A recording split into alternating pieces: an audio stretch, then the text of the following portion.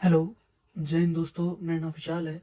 ये आज मेरा पहला लेक्चर वीडियो है और अब से मैं आपको daily, weekly and monthly basis पर आपकी क्लास लूँगा, जिसमें हम economics, history, Indian GK, current affairs extra को स्टडी करेंगे। ये क्लासेस आपको हर एग्ज़ाम में हेल्प करेगी, चाहे वो यूपीएससी हो या स्टेट बीसीएस या फिर कोई सेंट्रल या स्टेट लेवल का भी एग्ज़ाम क्यों ना हो। आज हम करंट अफेयर की क्लास से अपनी हमारी फर्स्ट क्लास शुरू कर रहे हैं। आई होप आप सभी दोस्तों को मेरी क्लास पसंद आएगी। इफ़ मुझसे कहीं कोई गलती हो जाए तो मैं पहले ही माफ़ी मांगता हूँ। तो चलिए शुरू करते हैं आज इस क्लास को। तो हमारा पहला टॉपिक है नीति फॉर स्टेटस प्लेटफॉर्म। ये जो प्लेटफॉर्म है नीति आयोग द्वारा विकसित किया गया है। यह मूल्यवान संसाधनों के भंडारण के रूप में कार्य करता है, जिसका उद्देश्य है राज्यों में डेटा को एकीकृत करना। इस प्लेटफॉर्म में 10 क्षेत्र और 2 अंतर संबंधित विषय को शामिल किया गया है। 2 अंतर संबंधित विषय कौन कौन से हैं? लैंगिक और जलवायु परिवर्तन। ठीक है, इसमें ये जो भी 10 क्षेत्र है और 2 अंतर संबंधित विषय है, इनका एक तो रियल टाइम अपडेट होगा और मॉनिटरिंग होगी।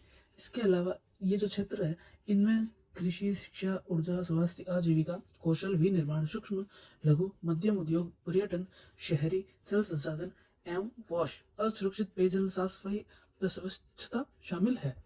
तो अल्टीमेटली इस प्लेटफॉर्म का क्या मतलब रहेगा? ये प्लेटफॉर्म है जहाँ पे ये जो 10 क्षेत्र बताए गए हैं और 2 अंतर संबंधी क्षेत्र बताए गए हैं, ये इनकी रियल टाइम अपडेशन देगा और मॉनिटरिंग करेगा।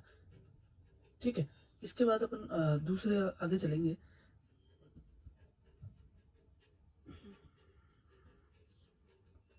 इसकी विशेषताएं। ठीक है, इसमें व्यापक ज्ञान कोश है। इसके जो भी नीचे दस्तावेज होते हैं, डेटा प्रोफाइल, नीति आयोग के प्रकाशन, मतलब इसमें नीति आयोग से रिलेटेड आपको सारा डेटा सेट मिलेगा। ठीक है, कोई इन्फॉर्मेशन चाहिए वो मिलेगी। बहुभाषी मल्टी लैंग्वेज सपोर्ट मिलेगा, है ना। इसमें आपको कोई ऐसा नहीं कि आप हिंदी हो तो हिंदी नहीं, आप एक से ज़्यादा लैंग्वेज में इसको यूज़ कर पाओगे। क्षमता निर्माण पहल, इसके अंतर्गत क्या होगा? ब्लॉक, जिला या राज्य स्तर पर अधिकारियों के लिए जो डिजिटल प्रशिक्षण, मेरा कहने का मतलब ये है कि जो भी अधिकारी है उनको डिजिटल ट्रेनिंग मिलेगी। ठीक है, इसके बाद यहाँ पे एक विशेष हेल्प डेस्क की भी सुविधा करवा रहे हैं, जो जिसमें क्या होगा, कभी भी अगर किसी को कोई भी इश्यू आ रहा है ना, तो वो डायरेक्ट इनसे हेल्प ले सकता है। इसके अलावा डेटा एकीकरण, इसमें क्या होगा? व्यापक अंतर्दृष्टि के लिए राष्ट्रीय डेटा विश्लेषक के मन से डेटा का लाभ प्राप्त करता है, तो ये डेटा का एकीकरण करेगा। इसके अलावा आगे हम चलते हैं तो विकसित भारत रणनीति कक्ष। ऐसा क्वेश्चन आ सकता है कि विकसित भारत रणनीति कक्ष क्या है? ठीक है, तो यह एक इंटरेक्टिव स्पेस है, एक अन्योन्य क्रियाशील है, जहां उपभोगकर्ता एक विस्तृत वातावरण में डेटा, रुझान, सर्वोत्तम प्रथाएं, नीतियों की कल्पना कर सकेंगे, साथ ही किसी समस्या का समग्र मूल्यांकन कर सकेंगे। इसके कहने का मतलब यह है, ये एक इंटरेक्टिव स्पेस है जहाँ पे जो भी यूजर है, ठीक है, वो डेटा को, ट्रेंड को, इन सब को एक विस्तृत रूप में देख के इनका मूल्यांकन कर पाएंगे, इनके बारे में एक अपनी एक थॉट प्रोसेस बना पाएंगे। ठीक है, इसके अलावा ये उपयोगकर्ता की आवाज एआई सक्षम। इसका मतलब है कि connect with multiple stakeholders through video conferencing. Video conferencing के थ्रू ये लोग मल्टीपल लोगों से जुड़ेंगे और एआई का भी इसमें यूज करेंगे। इसके अलावा राज्य, जिला, ब्लॉक स्तर पर plug and play model design किया गया है, जिसे डायरेक्ट प्लग करके ये लोग कोई भी इंफॉर्मेशन या कोई भी डेटा है वो ट्रांसमिट करने का ट्राई करेंगे, आपसी कम्युनिकेशन बेहतर करेंगे। इसके अलावा ये वही है, ये ऊपर वाला मैंने लिखा हुआ है, visual data, trends, best prices, policies in A comprehensive environment and also make holistic assessment. ठीक है, इसके अलावा जैसे बहुत बार एग्जाम्स में आता है नीति आयोग का कंपोजिशन क्या है, कैसे क्या है। तो इसमें आप सबको जैसे पता ही है, एक चेयरमैन होते हैं जो हमारे पीएम होंगे, गवर्निंग काउंसिल होगी, गवर्निंग काउंसिल में कौन कौन आते हैं? सीएम आ गए अपने जो भी राज्य है उनके, और गवर्नर आ गए यूटी के। इसके अलावा रीजनल काउंसिल्स होती है, उसमें फॉर्म्ड ऑफ नीड बेसिस, जिस अकॉर्डिंग नीड होती है उस अकॉर्डिंग इसको बनाते हैं। ठीक है, इसमें सीएम और लेफ्टिनेंट गवर्नर को कम्प्रोमाइज करना पड़ता है। इसके अलावा मेंबर जो भी होते हैं फुल टाइम बेस पे रहते हैं, पार्ट टाइम मेंबर 2 हो सकते हैं। इसके अलावा एक्स ऑफिशियो मेंबर्स, ये मैक्सिमम 4 हो सकते हैं, जो भी काउंसिल ऑफ मिनिस्टर से होंगे। इसके बाद स्पेशल इन्वाइटीज होते हैं, जो भी टॉपिक है उससे रिलेटेड एक्सपर्ट स्पेशलिस्ट। ओके। इसके बाद होता है चीफ एग्जीक्यूटिव ऑफिसर, सीईओ। वो होता है पीएम के द्वारा अपॉइंटेड और फिक्स टेन्योर का होता है। सेक्रेटरीट एज डीम्ड नेसेसरी, अगर जरूरी लगे उस अकॉर्डिंग, ठीक है। इसके अलावा हमारी सेकंड योजना है पीएम सूरज। क्या है? तो सबसे पहले हम पीएम सूरज देखते हैं। ये राष्ट्रीय पोर्टल है। इसका लक्ष्य क्या है? समाज के सबसे वंचित वर्गों का उत्थान करना और उनको उद्यम की सहायता के लिए 1 लाख देना। और जैसे आगे आपको पता ही है, समाज में बहुत सारे ऐसे वंचित वर्ग होते हैं जिन पे सरकार डायरेक्ट नहीं जा पाती, ना वो सरकारी सुविधाओं का लाभ उठा पाते हैं। इससे क्या है, वो और हाशिए में चले जा रहे हैं, है ना। तो उनको एक समाज में एक बेहतर स्थान दिलाने के लिए इस प्लेटफॉर्म का यूज़ किया है, ताकि वो डायरेक्ट गवर्नमेंट की नज़रों में आ सकें और अपने समाज के प्रति अपना एक जुड़ाव महसूस करें और समाज की प्रगति में भी अपना सहयोग दें, ठीक है। पीएम सूरज योजना किसके द्वारा? सामाजिक न्याय एवं अधिकारिता मंत्रालय के द्वारा क्रियान्वित की जाती है। पोर्टल वन स्टॉप पॉइंट के रूप में कार्य करता है, मतलब आपको एक ही जगह सारी डिटेल्स मिल जाएगी। यह सभी ऋण एवं क्रेडिट योजनाओं की प्रगति की निगरानी कर सकते हैं। इसके अलावा पूरे देश में सुनिश्चित करते हुए बैंकों, गैर बैंकिंग वित्तीय कंपनी के वित्तीय संस्थानों, एनबीएफसी, एमआई और अन्य संगठनों के माध्यम से ऋण सुविधा प्रदान की जाएगी। अब इनको ऋण कौन देगा? एक तो बैंक और नॉन बैंकिंग फाइनेंस कॉर्पोरेशन, ये दोनों इनको बैंक देंगे, ठीक है। इसके अलावा प्रधानमंत्री सामाजिक उत्थान और रोजगार आधार जल कल्याण, है ना, PMSVRAJ, प्रधानमंत्री सूरज। ये राष्ट्रीय ऑनलाइन पोर्टल है, ठीक है, जिसकी सहायता से जो हाशिए पर स्थित वर्ग है उनको उत्थान मिलेगा। इसका उद्देश्य क्या है? हाशिए पर रहने वाले वर्गों की ऋण सहायता प्रदान करना। इसके बाद हम चलते हैं नमस्ते योजना। नमस्ते योजना सामाजिक न्याय और अधिकारिता मंत्रालय द्वारा तथा आवास एवं शहरी मंत्रालय के द्वारा 2022 में शुरू की गई। ये एक केंद्रीय क्षेत्र की योजना है, ये केंद्र की योजना है जो क्षेत्र की योजना है। इसका उद्देश्य क्या था? ये जो भी हमारे कर्मचारी भाई होते हैं उनकी सुरक्षा व गरिमा और आजीविका का सुनिश्चित करने के लिए है। जो मैनुअल स्क्वेंजर्स होते हैं उनका पुनर्वास करने के लिए सबसे पहले एक योजना आई थी, SRMS नाम से, scheme for rehabilitation of manual scavenger, ठीक है। अब वर्तमान में इसका नाम बदलकर क्या कर दिया गया है? वर्तमान में इसका नाम बदलकर कर दिया है नमस्ते योजना। तो कोई भी ये क्वेश्चन भी आ सकता है कि RMS का वर्तमान नाम क्या हो गया, या ये भी कह सकते हैं कि नमस्ते योजना किसका नया रूप है ना। दोनों सिचुएशंस है। इसके बाद SRMS योजना मैनुअल स्क्वेंजर्स और उन पर आश्रित लोगों के पुनर्वास में मदद के लिए 2007 में शुरू हुई थी। अब इनका वर्तमान में नमस्ते योजना है, इनका 3 वर्ष के दौरान इनका एक लक्ष्य है 2025-26 तक 4800 शहरी स्थानीय निकाय में लागू किया जाना। इसकी क्रियान्वयन एजेंसी कौन है? NSK FDC, राष्ट्रीय सफाई कर्मचारी वित्त विकास निगम, ठीक है। इसके अलावा इसके उद्देश्य क्या है?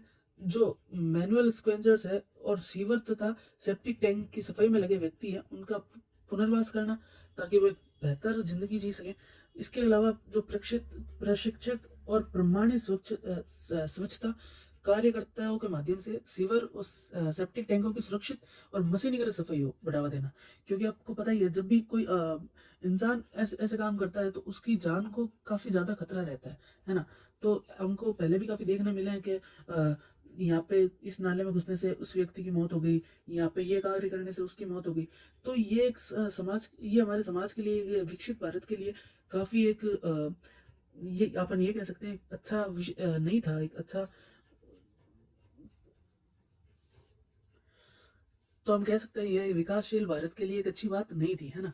इसके बाद इसके अभिष्ट परिणाम हमको देखने में के मिले, अर्थात ऐसे परिणाम जो हमने सोचे भी नहीं थे, उससे अच्छे परिणाम मिले, ठीक है। भारत में स्वच्छता कार्य में शून्य मृत्यु होगी। आज कोई भी बंदा स्वच्छता कार्य करते हुए नहीं मरता। इसके बाद सभी स्वच्छता कार्य औपचारिक रूप से कुशल श्रमिकों द्वारा किया जाता है। आज सबको पहले ट्रेनिंग होती है ना। कोई भी कार्य हो उसकी ट्रेनिंग दी जाती है। कोई भी सफाई कर्मचारी मानव बल के प्रत्यक्ष संपर्क में नहीं आता। अब जैसे हम बहुत सबको पता ही है, पहले मैनुअली काम होता था, तो ये जो भी गंदगी है वो सब उठानी पड़ती थी। तो इससे क्या होता था, जो भी कर्मचारी है उसके सीधी हेल्थ पे इश्यू आता था, है ना। हेल्थ पर इश्यू आता था, वो बीमार होता था। वो फिर काम पर नहीं जा पाता था, तो उसके पीछे, उस एक इंसान के पीछे उसकी पूरी फैमिली परेशान होती थी, है ना। तो ये उनको काफ़ी बेनिफिट मिला है। इसके बाद स्वच्छता कार्यकर्ताओं को स्वयं सहायता समूह में एकत्रित किया जाता है और उन्हें स्वच्छता उद्यम संचालित करने का अधिकार दिया जाता है। इसके अलावा सीवर और एसएसडब्ल्यू सीवर और एसएसडब्ल्यू उनके आश्रितों को भी। इसके बाद इस उपकरणों की खरीद के लिए पूंजीगत सब्सिडी प्रदान की आजीविका ईजी हुई। पंजीकृत कुशल और प्रमाणित स्वच्छता कार्यकर्ताओं से सेवाएं लेने, स्वच्छता सेवा चाहने वालों के बीच जागरूकता में वृद्धि हुई। ठीक है। आयुष्मान भारत, प्रधानमंत्री जन आरोग्य योजना के तहत स्वास्थ्य बीमा योजना के लाभ प्रदान किया गया इन वर्कर्स को। ठीक है।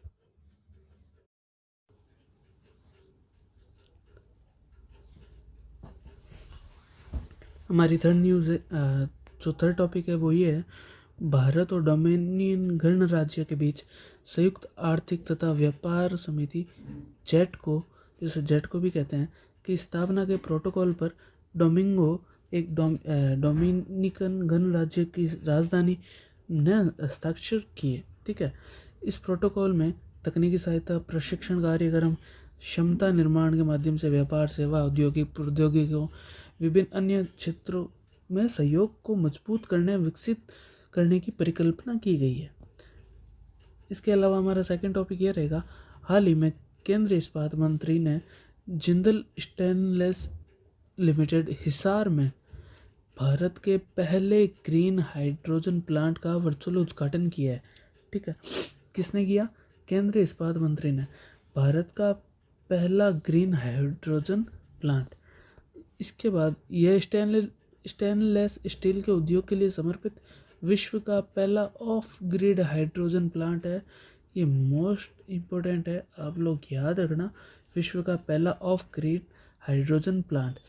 जो पारंपरिक स्टील होता है ना बच्चों, उसमें क्या रहता है एक्चुअली, वो कोयले पर बहुत अधिक निर्भर करता है ना।